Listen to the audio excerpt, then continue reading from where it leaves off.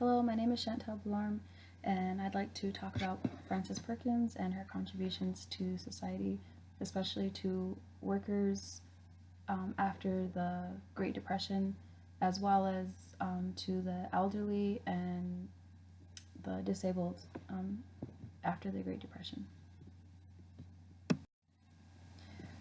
The Great Depression involved a lot of economic and social issues. Many people lost their jobs, families lost money and homes, and banks and the nation overall lost money. So there was a lot of unemployment and issues with poverty.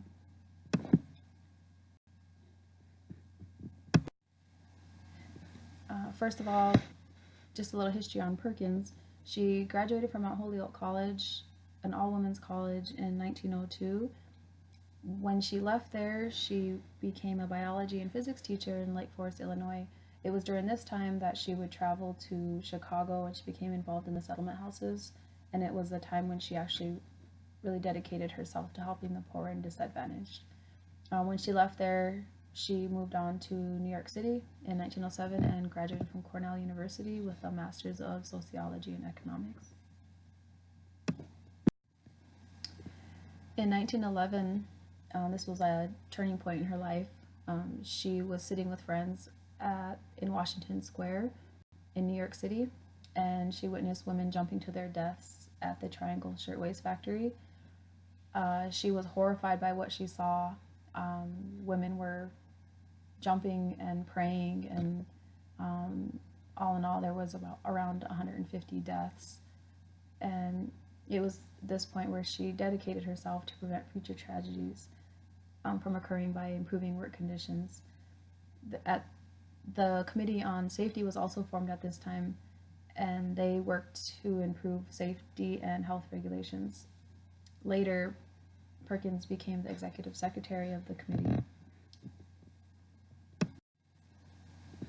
In 1918, Perkins became a member of the National State Industrial Commission through the friend of hers named Al Smith. She was the first female member, and in 1926, she was the chair of the committee. In 1929, Frederick D. Roosevelt, the governor of New York, who noticed that she had a lot of experience working with labor rights, he had asked her to be the industrial commissioner of New York. In this position, she was able to establish a minimum wage, created unemployment insurance, and reduce the hours women worked to 48 hours. And she did this all for the state of New York.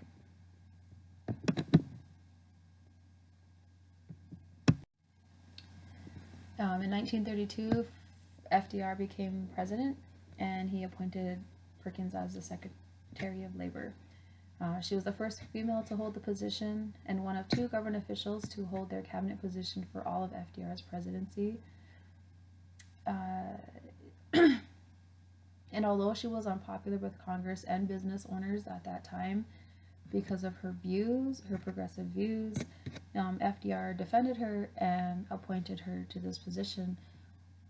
But before she would accept, she let him know that she had an agenda, a list of changes she would like to make before she would take the position. She wanted to make sure that she had FDR's support, and he agreed.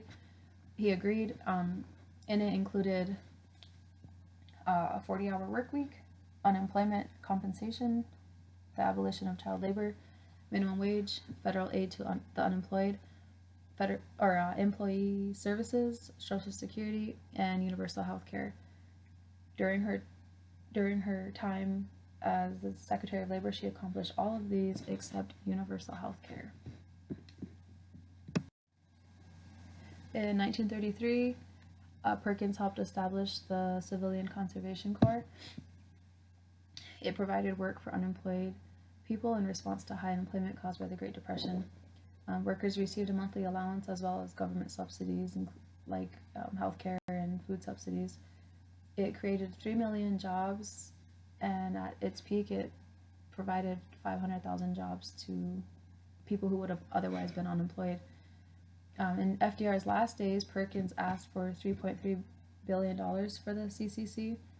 She received the funding, and it provided jobs to construct roads, schools, post offices, as well as provided jobs to prevent forest fires and floods.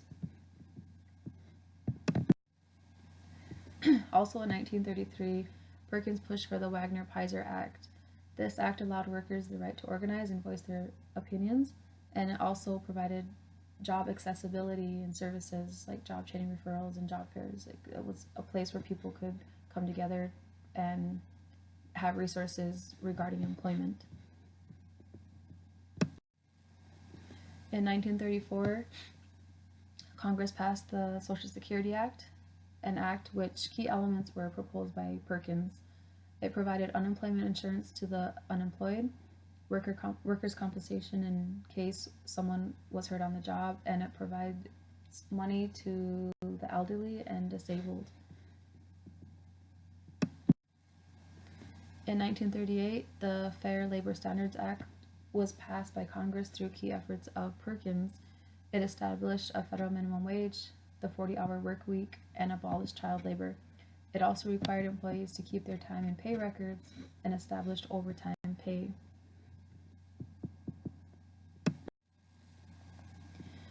Perkins became known as the woman behind the New Deal.